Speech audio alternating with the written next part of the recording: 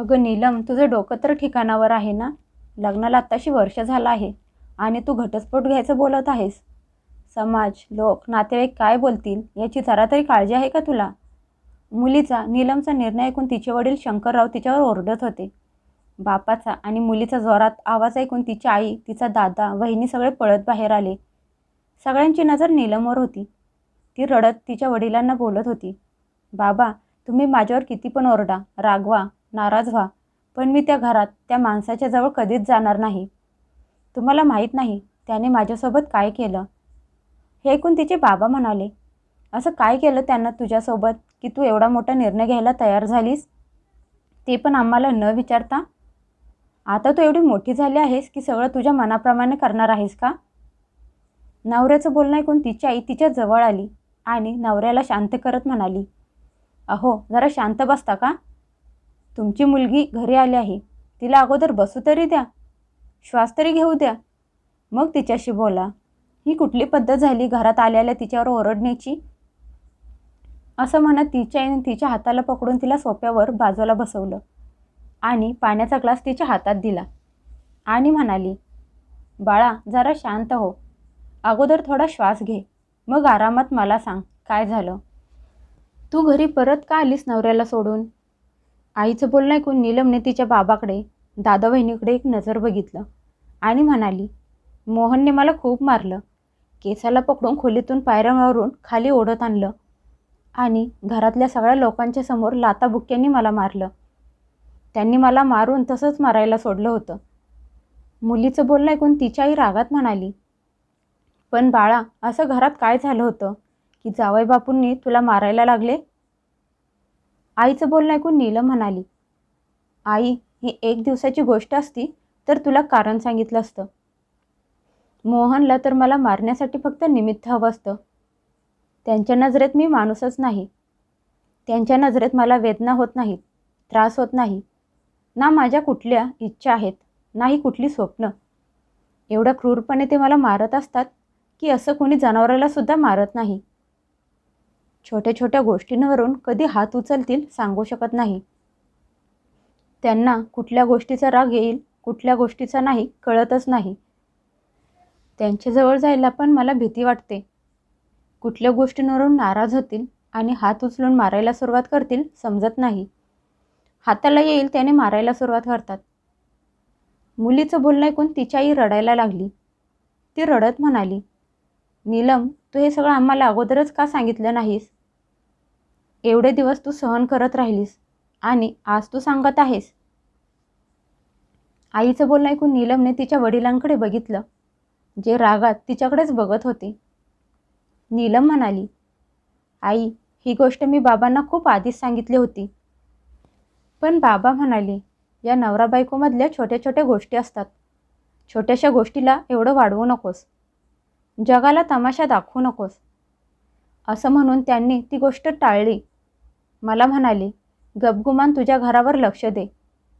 मग आई, मी तरी काय करू आणि सांगून तरी काय फायदा? अगोदर पण सांगितलं असतं तरी आज जे झालं आहे तेच झालं असतं.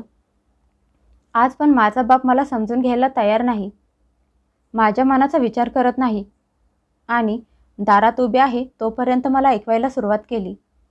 एकदाही त्यांनी माझ्याकडे बघितलं नाही की माझी विचारपूस केली नाही. मला बघितलं की ओरडायला लागले.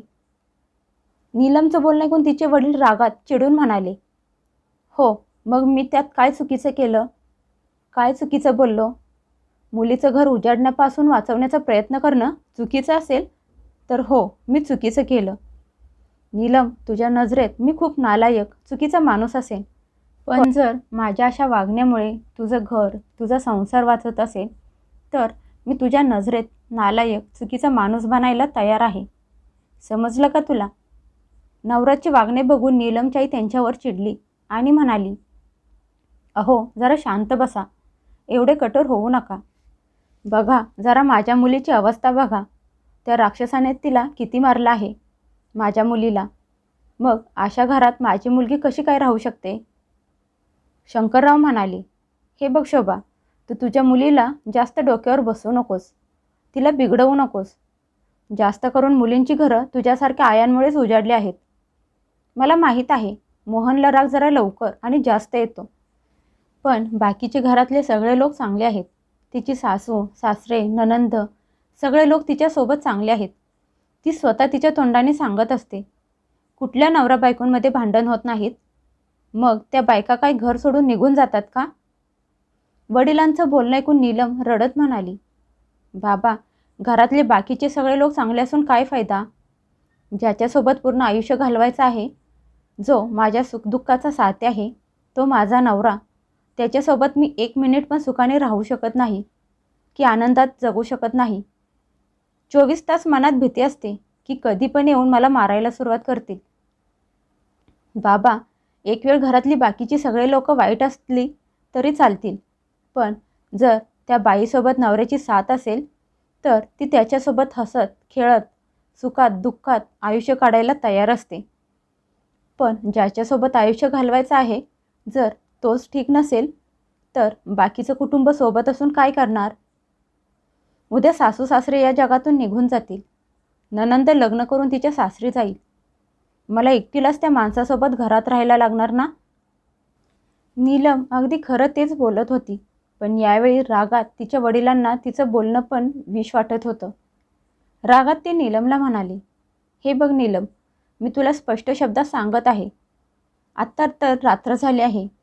आता मी तुला काही बोलू शकत नाही आणि तुला एवढ्या रात्री घरी जा म्हणून पण बोलू शकत नाही. पण उद्या सकाळी गपगुमान जशी आली आहेस तशी परत तुझ्या घरी निघून जा. मला तक्रार करायला अजिबात जागा मिळायला नाही पाहिजे. आणि असा विचार करू नकोस की तू छोट्या छोट्या गोष्टींवरून नवऱ्याशी भांडून येशील आणि आम्ही तुझी साथ देऊ. असं अजिबात होणार नाही. तुझं आता लग्न झालं आहे आणि तू तुझ्या घरी राहा. सारखी सारखी माहेरी यायची गरज नाही. असं म्हणत तिचे वडील खोलीत निघून गेले. वडिलांचं असं तुटक वागणं बघून नीलम मनातून तुटून गेली होती. एकतर ती अगोदरच नवऱ्याच्या अत्याचाराची शिकार झाली होती आणि त्यात अजून जन्मदात्या बापाने पण तिची साथ द्यायला नकार दिला होता आणि सासरी परत जाण्याचा आदेश दिला होता. हे न जाणून घेता की जर आज त्यांची मुलगी तिच्या सासरी गेली तर उद्या परत येईल का नाही. सासरी मेली तर त्यांचं नाव वाढेल. सध्या तरी नीलमला तिच्या नवऱ्याच्या वागण्याचे एवढे वाईट वाटले नव्हते जेवढे आज वडिलांच्या बोलण्याचे वाटले होते. शोभाताईंनी मुलीला शांत केलं आणि त्यांच्याजवळ झोपायला सांगितलं. पण नीलम सगळी रात्र झोपली नव्हती आणि तिच्यासोबत तिच्या आईची झोप पण गायब झाली होती. मुलीची अवस्था एक आईच जास्त समजू शकते. रात्रभर दोघी मायालेकी झोपल्या नव्हत्या.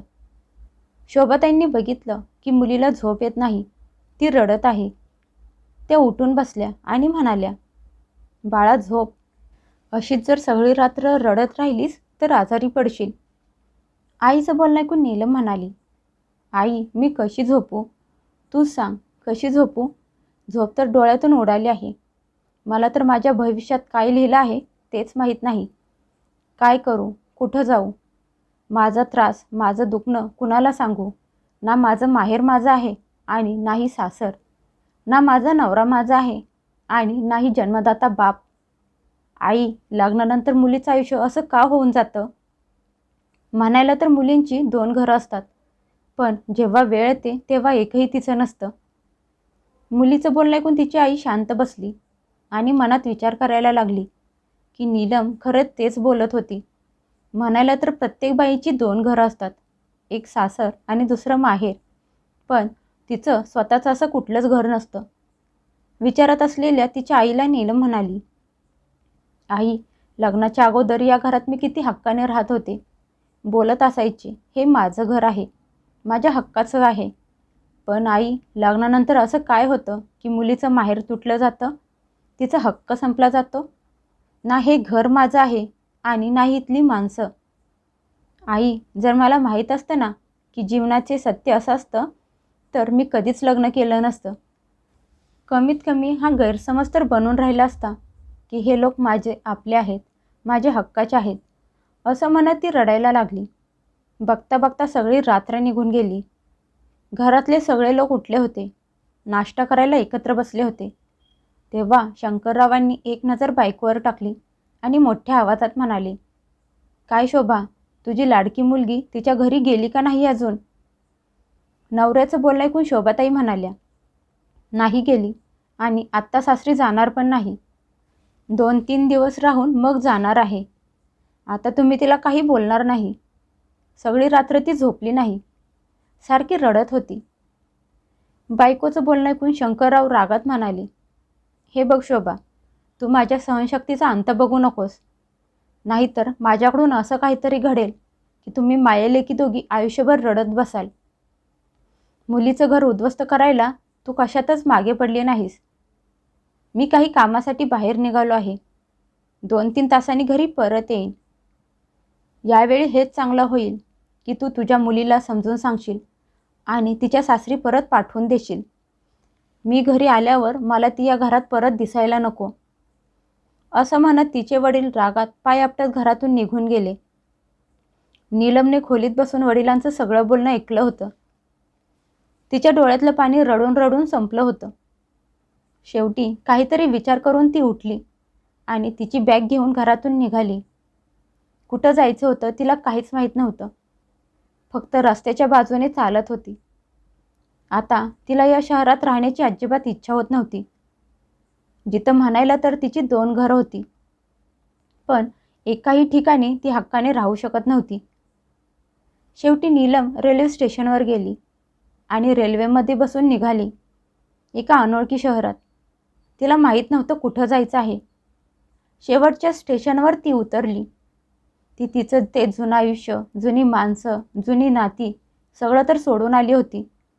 पण या नव्या अनोळखी शहरात अनोळखी लोकांच्या मध्ये जायचं तर जायचं कुठं? तिच्याजवळ ना राहायला जागा होती, नाही जेवायला पैसे. थकलेल्या पावलांनी ती एका देवळाच्या पायऱ्यांवर बसली. काय करायचं, कुठं जायचं तिला काहीच कळत नव्हतं.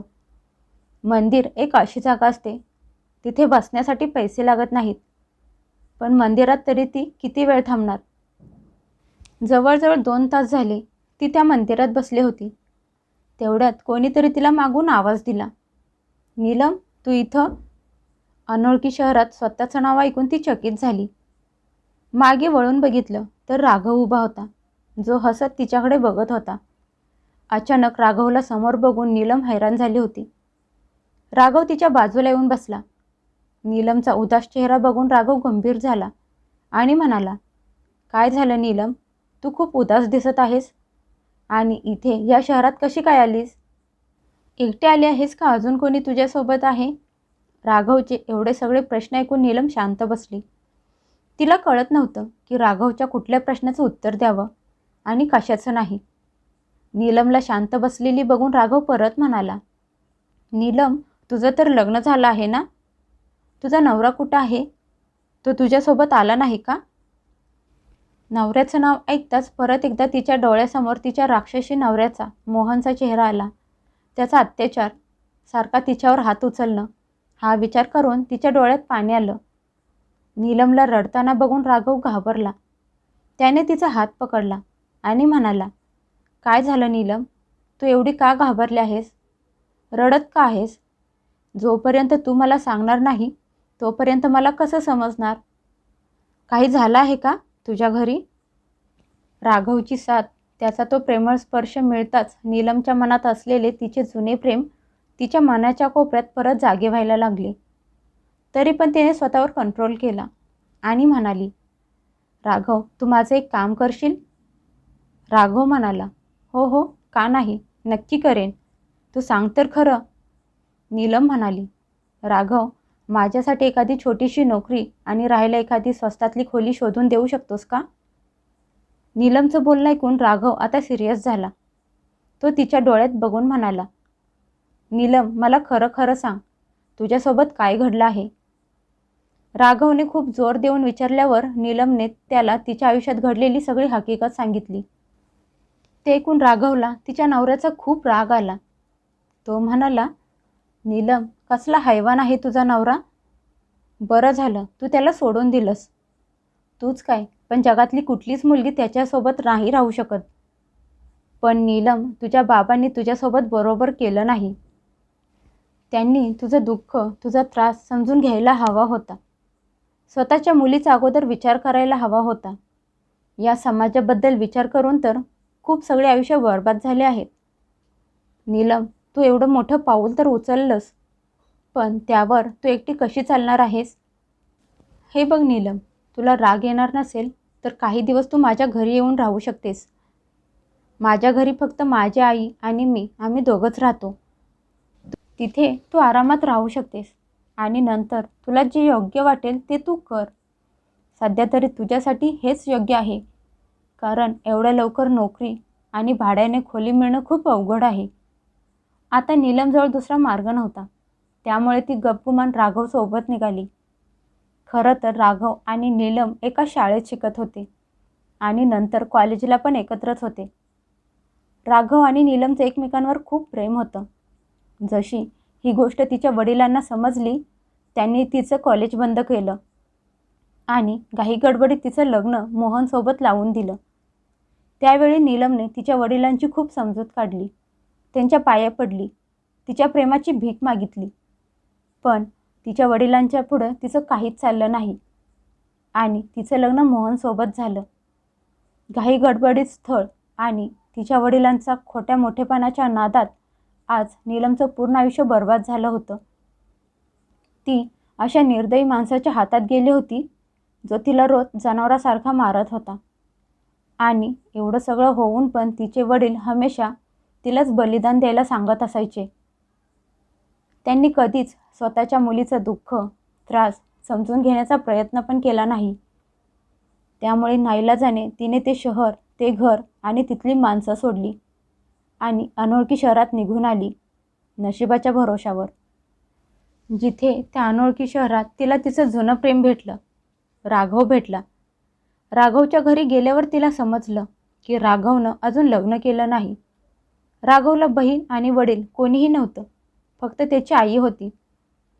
घरी आल्यावर राघवची आई तिची खूप काळजी घ्यायची. नीलम इकडे तिकडे नोकरी शोधत होती. एक दिवस बोलता बोलता राघवची आई नीलमला म्हणाली, नीलम, राघव आणि तू दोघं लहानपणीपासूनचे मित्र आहात. तो माझं काहीच ऐकत नाही. तू त्याला समजून सांग, त्याला लग्न करायला तयार कर. त्याला म्हणावं, का म्हातारपणात मला त्रास देत आहेस? आता मला घरातली कामं होत नाहीत, तू त्याला लग्न करायला सांग. राघवच्या आईचं बोलणं ऐकून नीलमने त्यांना आश्वासन दिलं की त्या विषयावर राघवसोबत आरामात बोलेल. संध्याकाळी सगळे एकत्र जेवले. एकत्र TV बघत असताना वेळ बघून बोलता बोलता नीलमने विषय काढला. ती म्हणाली, राघव, जरा आईंची काळजी तरी घेत जा. त्या सगळा दिवस घरात एकट्या असतात. त्यांना आता घरातली कामं होत नाहीत. तुझ्यासाठी नाही, पण कमीत कमी त्यांच्यासाठी तरी तू लग्न कर. नीलमच्या तोंडातून लग्नाबद्दल ऐकून राघव थोडा गंभीर झाला. एक नजर त्याने आईवर टाकली आणि नंतर नीलमवर. थोडा वेळ शांत बसल्यानंतर राघव म्हणाला, नीलम, तुझी इच्छा असेल की मी लग्न करावं तर मी नक्की करेन, पण त्या अगोदर मला तुझ्याशी काहीतरी महत्त्वाचं बोलायचं आहे. नीलम एकटक त्याच्याकडे बघायला लागली. राघव म्हणाला, नीलम, मला माहीत आहे तू तुझ्या आयुष्यात खूप दुःख सहन केलं आहेस. 1 वर्षाच्या लग्नाच्या आयुष्यात तू सगळं काही बघितलं आहेस, पण तू मागचं सगळं दुःख, त्रास, त्या वाईट आठवणी विसरून परत एकदा माझ्यासोबत नवीन आयुष्य सुरू करायचा प्रयत्न करशील? नीलम, तू माझ्यासोबत लग्न करशील?